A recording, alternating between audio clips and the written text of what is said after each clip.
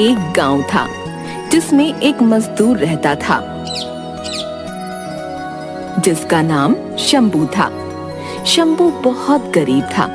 वह दिन भर मजदूरी करता था।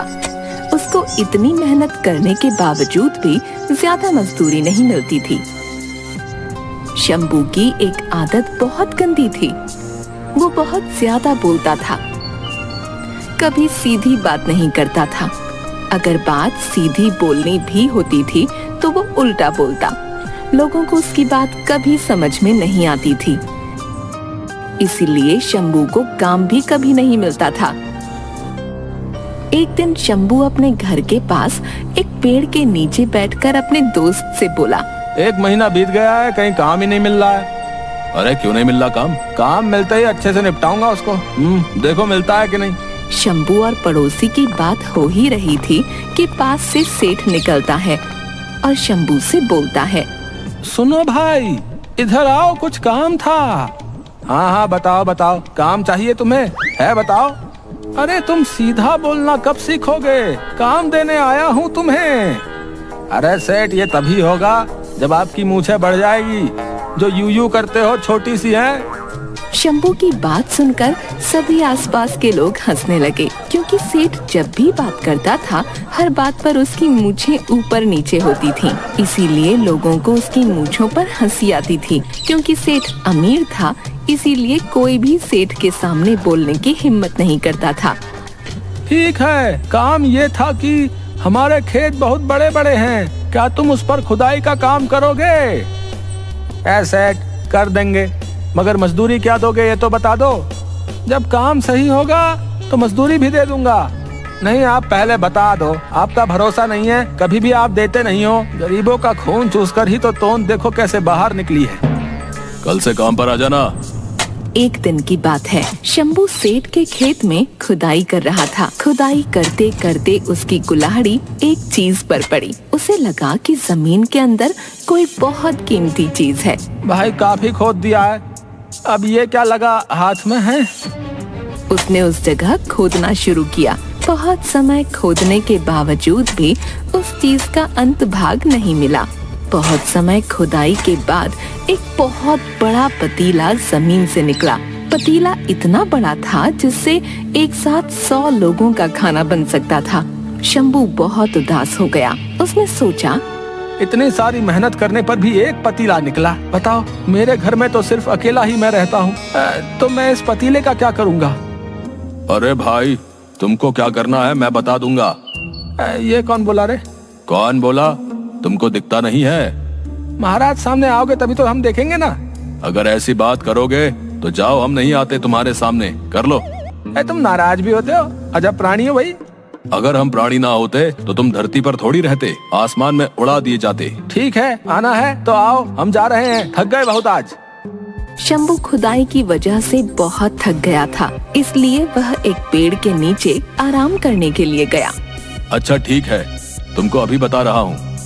उस समय शंभू की कुल्हाड़ी उस पतीले में गिर गई। जब वह आराम करके उठा तो उस पतीले में बहुत सारी कुल्हाड़ियाँ थीं। वह इसे देखकर चौंक गया। उसने आसपास देखा तो उसे कोई न दिखा। उसने सारी कुल्हाड़ियाँ गिनी। उस पतीले में 100 कुल्हाड़ियाँ थीं। उसे लगा कि यह कोई मामूली पतीला नहीं है, जरूर यह कोई जादुई पतीला है। अरे ये क्या हुआ है? ये सच में कुछ जादू हुआ है? जब मैं बोल रहा था तब तुमको कुछ सुनाई नहीं दे रहा था। ऐसा है, मैं डरता नहीं हूँ, मगर मेरा बहुत फायदा हुआ है, मजा आ गया भाई। यह पतीला जादुई है कि नहीं, इसके लिए उसने उसमें से एक कुल्हाड़ी को पतीले में वापस डाला। वह एक कुल्हाड़ी थोड़े ही क्षणों में 100 कुल्हाड़ियों में बदल गई। वह यह देखकर बहुत खुश हो गया। अब कुछ समझ आया कि नहीं? देखो भैया, ये हमारा पतीला है और हम ये लेकर जा रहे हैं। ठीक है, ले चलो। क्या ले चलो है? तुम जो भी हो, रुको यहीं। क्या यार, ठीक है। वह उस पतीले को लेकर अपने घर गया और उसमें कुल्हाड़ियों को 100 गुनी करने लगा। उसने खेत में मजदूरी करना छोड़ दिया। क्यों भाई, कैसा लगा? तुम यहाँ पर भी भाई? माफ कर दो भाई, मगर ये नहीं दूंगा। मैं पतीला हूँ, यही तो बता रहा था इतनी देर से। आए मेरा पतीला, मुझे तुम पहले क्यों नहीं मिले थे? अब बहुत अमीर बन जाऊंगा।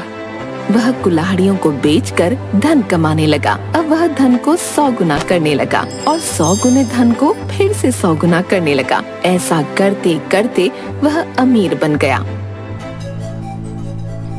अरे ये मेरे यहाँ पर मजदूरी किया करता था, इतना अमीर कैसे हो गया? कुछ तो बात है, जाकर देखना पड़ेगा।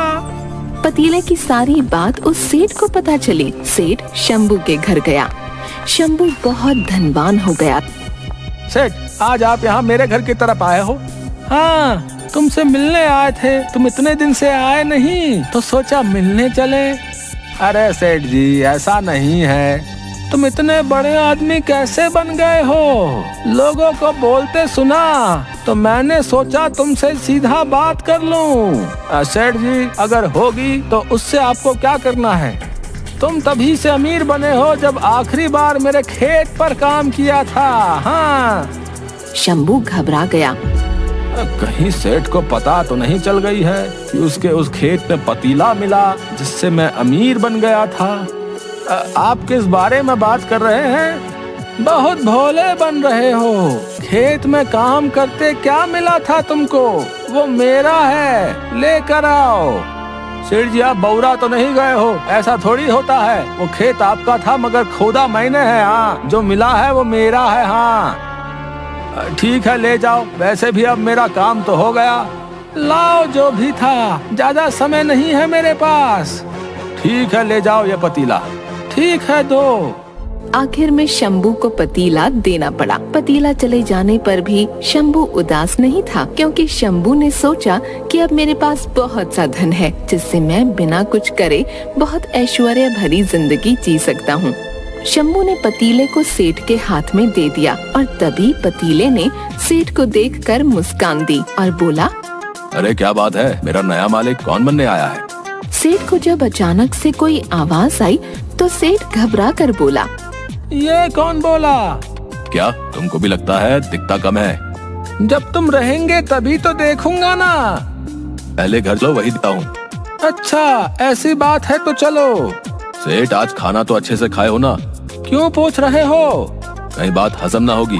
देखो, मैं डरता तो नहीं हूँ, फिर भी थोड़ा सा बता दो। घर चलो, बता रहा हूँ। ठीक है। वह सेठ उस पतीले को अपने घर ले गया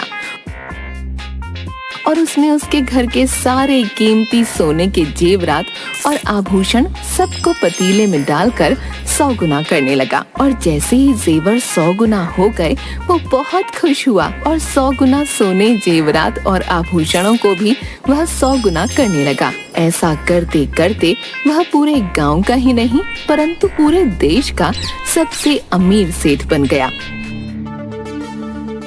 यह सारी बात उस नगर के राजा को पता चली। वह राजा सैनिक लेकर उस सेठ के घर पहुंचा। सुनो सेठ, सुना है आपके पास कुछ ऐसा है जो आपको बहुत धनवान बना रहा है। ऐसा कुछ नहीं है। किसने तुमको ये बात कही? अच्छा, तो इतना धन कहाँ से आया? ये धन मेरे पूर्वजों का है।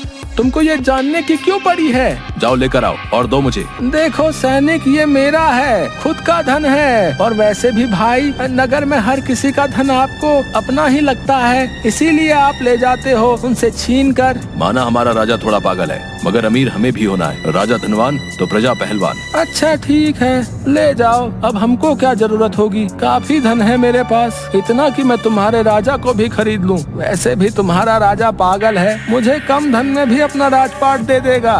तो वो चीज क्या करते हैं हम देखें। ये है वो चीज, पतीला। पतीला है, ठीक है, दो। हम अपने राजा के पास लेकर जाएंगे। इस नगर की प्रत्येक चीज पर उसका अधिकार है, इसीलिए ये जादुई पतीला उसका हुआ। सैनिक ये पतीला राजा के पास लेकर गया। वह राजा उन दोनों से बहुत ज्यादा लालची था। महाराज, ये है वो चीज, इससे वो सेठ अमीर हुआ था। एक पतीला, इससे क्या होगा? ये उस सेठ के घर पर मिला था जिससे वो अमीर हुआ था। ठीक है। गलती से राजा के हाथ से चाकू पतीले में गिर गया और वो 100 गुने में बदल गया। राजा ये देखकर चौंक गया। उसने अपना सारा खजाना 100 गुना कर दिया। उस 100 गुने खजाने को भी वह 100 गुना करने लगा। ऐसा करके वह दुनिया का सबसे अमीर राजा बन गया।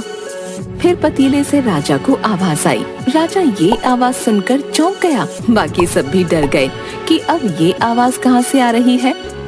सुन राजन, बाकी दोनों तो मुझसे अमीर हो गए हैं, तू भी अपनी किस्मत आजमा ले। राजा का लालच कम नहीं पड़ा और उसने पूरे महल के सोने चांदी को 100 गुना कर दिया। मैं राजा हूँ, जो चाहे वो लूं। तू खुश तो सब खुश, कर ले अपनी सारी मुराद पूरी।